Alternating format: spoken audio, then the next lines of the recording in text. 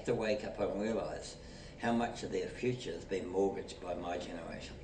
And it's happening more and more. I mean, Winston Peters, came up with that gold card.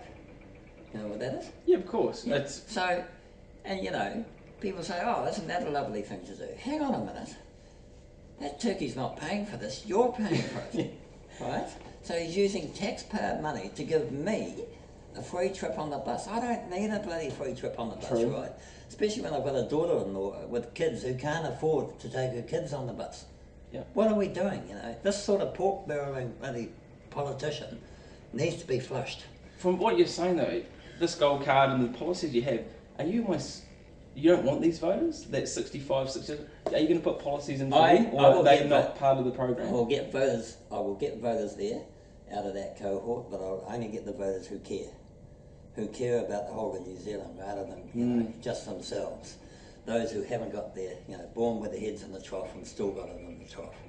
Those are the... And you'll be surprised. When I talk to my own cohort, there's a lot of them like that. They say, this is nuts what we're doing. You mentioned Winston Peters, very brash, pretty stubborn, one-sided man for that, I guess, group of people.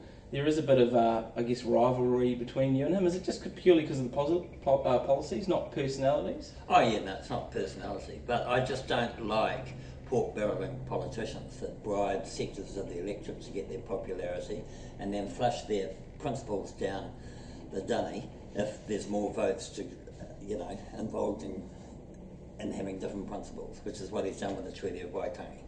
So I think, he's a political lowlife. He's got a very strong hold up in certain regions of New Zealand. It's quite scary how he's been quite close to I see many a times, right? I think of Peters basically as New Zealand's Trump. Well, I was verging on that, and you said it. He appeals to that white nationalist movement that Don Brash is into. Those two should have formed their own party, called it ACT, and they would have gone really well. Now, speaking of Trump, he just hung up on Turnbull. He blindsided the elections in America, whereas one side of the media was saying he wasn't going to win, and then all of a sudden that night he won. Where were you when it happened, and what are your thoughts? Where was I when that happened? I'm trying to remember. I think I was in Borneo actually, chasing orangutans. I think I was. Okay. Yeah. Anyway,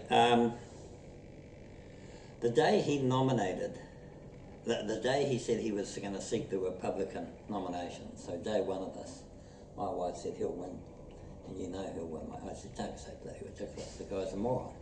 She said, that's irrelevant. You know as well as I, you've spent a lot of time in the southern states of America, Appalachia, all that. You know exactly how those people think. They are petrified. They're petrified because they've lost their jobs. They're petrified of the foreign threat.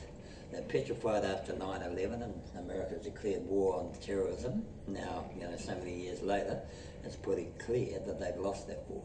There's no way America's winning anything in the Middle East. It's getting worse with the terrorism spreading through Europe and that. So what Trump represents to me, so I'm just trying to describe to you the Trump voter at the moment, not Trump himself. But what he capitalised on was American fear of all those things. And America's basically taking a view with the world has. We can't dictate to the world that we want a democracy here and in the middle of Africa and another one over here. That's just not going to happen. So we are going to build a wall around America, and the rest of the world can take a leap. We're going to just look after ourselves, and that is what Trump represents. Now, in terms of Trump the person, it's pretty yuck, as we all know. Truth isn't part of his vocabulary. And my favourite quote was from Trump was that one, I've got words. I've got some of the best words. Is this guy for real? Jesus, it's like a kindergarten, but they love that stuff from him.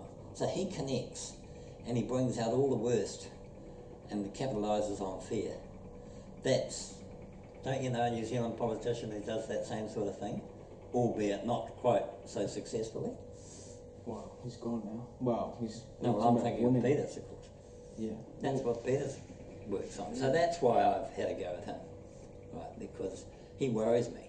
Because there are so many people out there who are into dogma, where evidence and truth doesn't matter, and they will flock to him. He is similar to, I guess, a minion of Trump, but Trump's sort of like the big pit bull, and he's kind of like the chihuahua on the side. Oh, totally. You know, totally. I'm not. Yeah, there's a he would. I don't think he would ever get into a position of power.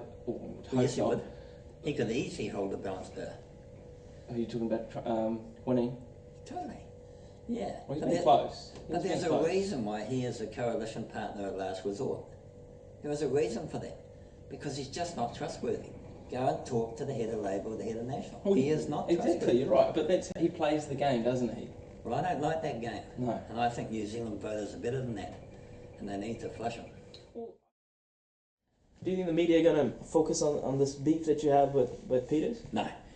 I mean, I'm only doing this thing against Peters because it's Waitangi time, Waitangi week. And it's very important for Marydom. I mean, Peters gets 20% of his vote from Murray.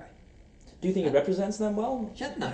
He's completely the antithesis of what Murray are after. He's completely anti the treaty. And he's changed. He got into power by winning all the Murray seats. Now he doesn't believe in the Murray seats, because that's thrown out, of course. Has he heard your your policy about the two-house system? Has he heard? Yeah. And And his smart ass. This is typical Peters, right? This is right now. Oh, Morgan wants 2 houses. Murray just want 1. He's a good gag man. Yes, but okay, but that's right. I mean, he tells gags, right? And then he gives that Cheshire cat grunt and all the aunties fall for him. So is that the depth of New Zealand politics, is it? Wow. It may well be. I'm about to find out, aren't I? Well, it's going to be amazing to see this journey in the next 6 months, to see if there is how flawed the system is. Is there room for change, such like this, or as radical? Well, I don't even think it's radical, it's logical. John Key said to me, "Yeah, radical."